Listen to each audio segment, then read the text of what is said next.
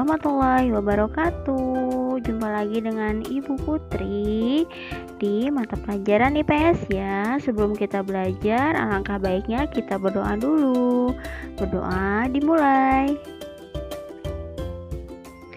Berdoa selesai. Baiklah, simak materi hari ini dengan semangat.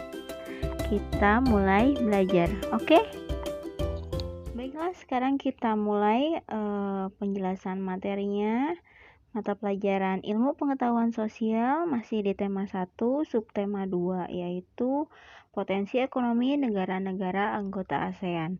Pada minggu kemarin kita sudah belajar tentang apa itu ASEAN, negara apa saja yang termasuk anggotanya, dan lambang-lambang negaranya serta letak negaranya. Sekarang kita belajar mengenai kegiatan ekonomi di negara-negara Asia Tenggara. Nah, negara-negara di Asia Tenggara memiliki potensi ekonomi yang beragam sesuai dengan kondisi geografisnya. Nah, mayoritas kegiatan ekonomi masyarakat Indonesia bergerak di bidang pertanian dengan komoditas utama seperti padi, kelapa sawit, tebu, kopi, kakao itu coklat ya, teh, karet, dan tembakau. Nah, kawasan Asia Tenggara terletak pada jalur perdagangan dunia. Kawasan ini juga menjadi jembatan antara kawasan Eropa dan Asia Timur. Oleh karena itu, Asia Tenggara menjadi wilayah persaingan bagi pihak-pihak yang ingin memanfaatkan kedudukan strategis kawasan ini. Makanya, ASEAN berperan sebagai wadah untuk menghindari persengketaan yang mungkin timbul. Dengan posisi yang sangat strategis ini, setiap negara di kawasan Asia Tenggara memiliki kekayaan sumber daya yang menjadi kekuatan negaranya masing-masing. Sekarang disimak ya, negara-negara apa saja yang perekonomian yang ada di dalamnya. Nah, kita lihat gambar di sini ya. Ini gambar yang berada di negara Thailand ya. Kegiatan ekonomi apa saja ya kira-kira yang dapat dilakukan negara tersebut kalau dilihat dari gambarnya? Nah, sudah pasti ya, ini gambar pertanian.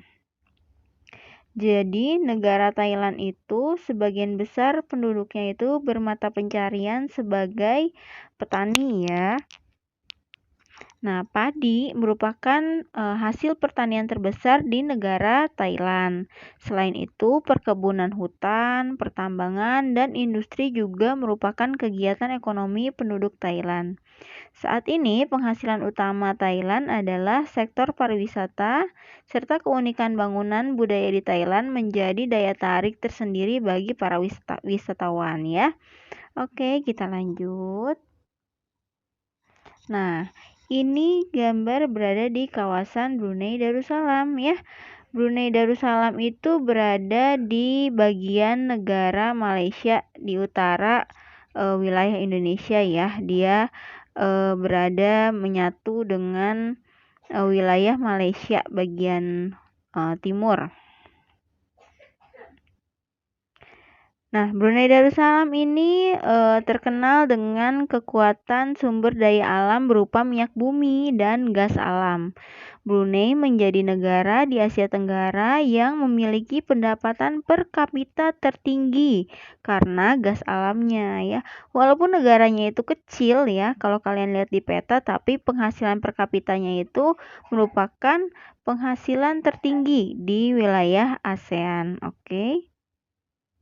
Selanjutnya, ini merupakan negara Singapura ya, sama. Negara Singapura juga negaranya sangat kecil ya, tapi perekonomian Singapura lebih maju dibandingkan negara-negara di Asia Tenggara lainnya. Perekonomian Singapura bergerak di bidang jasa, perindustrian, perhubungan, dan perbankan ya.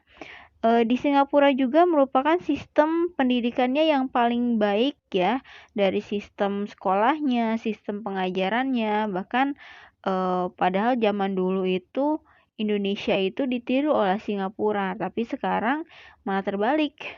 Singapura lebih maju daripada Indonesia, makanya kita tidak boleh kalah saing ya, tidak boleh harus tetap semangat belajar meskipun dalam keadaan pandemi dan belajar di rumah. Oke. Selanjutnya adalah negara Malaysia. Nah, ini ada gedung ya, gedung apa ini namanya, Petronas ya. Ini merupakan lambang dari Malaysia. Kalau kalian ke sana pasti akan datang ke sini insya Allah ya. Kegiatan ekonomi utama penduduk Malaysia adalah di bidang pertanian, pertambangan, dan perindustrian. Perdagangan internasional merupakan salah satu kegiatan ekonomi Malaysia yang mengalami pertumbuhan tercepat. Peralatan elektronik, minyak, dan gas bumi diekspor ke negara lain.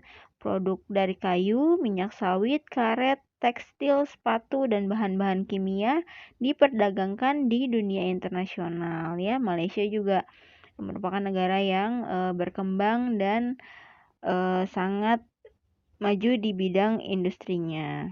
Apalagi pariwisatanya ya. Kita warga-warga Indonesia paling suka tuh pergi-pergi ke negara-negara Asia, salah satunya di Malaysia. Selanjutnya adalah negara Kamboja. Nah, kemarin negara Kamboja itu ada sungai ya, sungai terpanjang namanya Sungai Mekong.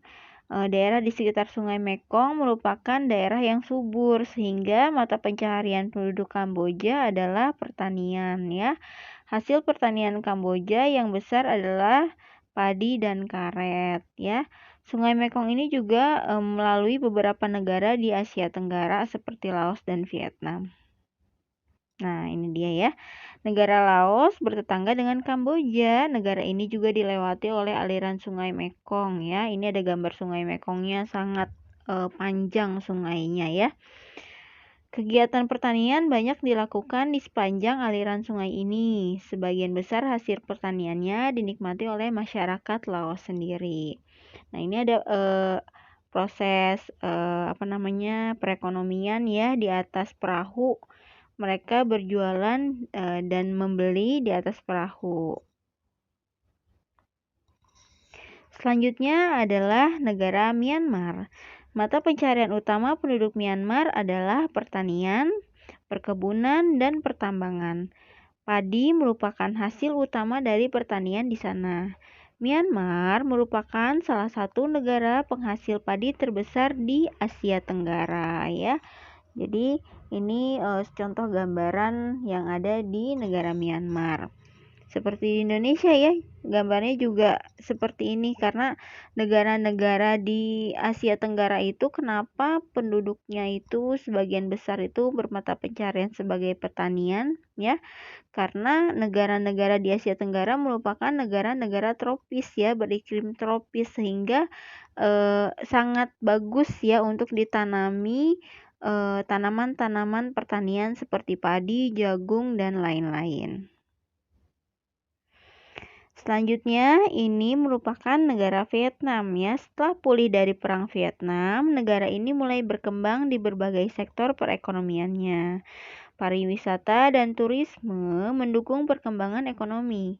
Bidang pendukung lainnya seperti usaha jasa di bidang perhotelan, restoran, serta transportasi juga turut berkembang pesat. Nah, jadi waktu ada Perang Vietnam, perekonomian mereka itu sangat di bawah ya, tapi setelah selesai perang mereka mulai bangkit dan berkembang ya, terutama di sektor pariwisata dan turisme.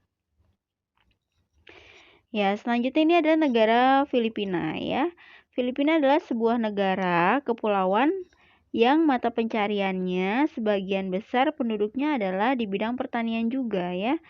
Filipina berhasil menjadi salah satu negara di dunia yang dapat membangun dan mengembangkan pertaniannya dengan baik. Beberapa produk unggulan hasil pertaniannya diekspor ke berbagai negara seperti nanas, padi, kelapa, dan gula.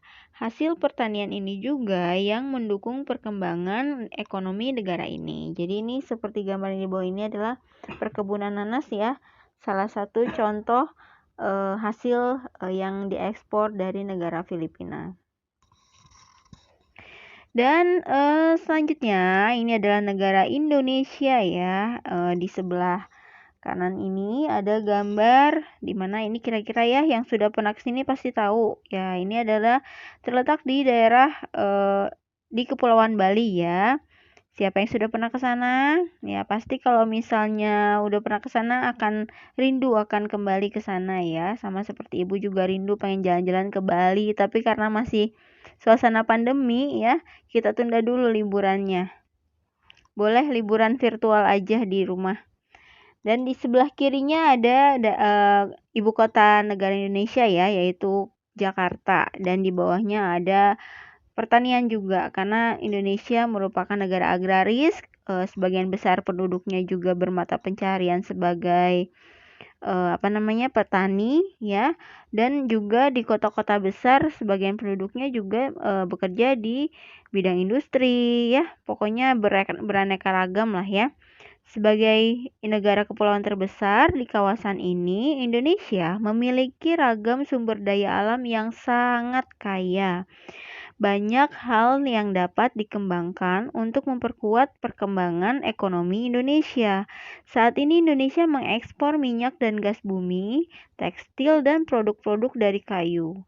Pertambangan menjadi salah satu pintu masuk para pengusaha mancanegara ke Indonesia. Dan keindahan alam Indonesia merupakan daya tarik yang menjadi sumber devisa negara dari sektor pariwisata. Seperti contohnya di Bali ya. Masih banyak lagi sektor wisata ya, seperti yang paling terkenal itu di Papua sana Raja Ampat, terus ada Labuan Bajo, ada di Manado juga ada. Pokoknya banyak sekali lah ya sektor-sektor pariwisata yang menjadi sumber devisa negara atau sumber penghasilan negara. Makanya kalian kalau mau bercita-cita setinggi mungkin ya, karena Indonesia di sini tuh luas, mau di bidang perekonomiannya ya, mau di bidang pertaniannya, mau di bidang pariwisatanya, itu bebas. Yang penting kalian harus mengembangkan potensi kalian mau menjadi seorang apa. Yang paling menarik di sini, kalian kalau tahu itu Crazy Rich Surabaya nih ya. Mereka adalah para pemuda eksportir. Jadi mereka memanfaatkan sumber daya alam Indonesia untuk diekspor ke luar negeri dan mengembangkan para penduduk lokal untuk menjadi sumber mata pencarian mereka. Jadi membuka lapangan kerja ya. Jadi kalau kalian mau jadi pengusaha, boleh tuh jadi eksportir untuk mengembangkan hasil-hasil pertanian maupun perkebunan yang ada di Indonesia. Oke, itu saja ya penjelasan dari Ibu Guru. Semoga pemaparan materi dari Ibu Guru dapat dipahami dengan baik. Ya, mohon maaf apabila masih terdapat beberapa kata yang belum pas ya, tapi kita semua sama-sama belajar. Ibu juga berusaha untuk selalu memberikan dan menjelaskan materi kepada kalian agar kalian bisa paham langsung dari Ibu Guru.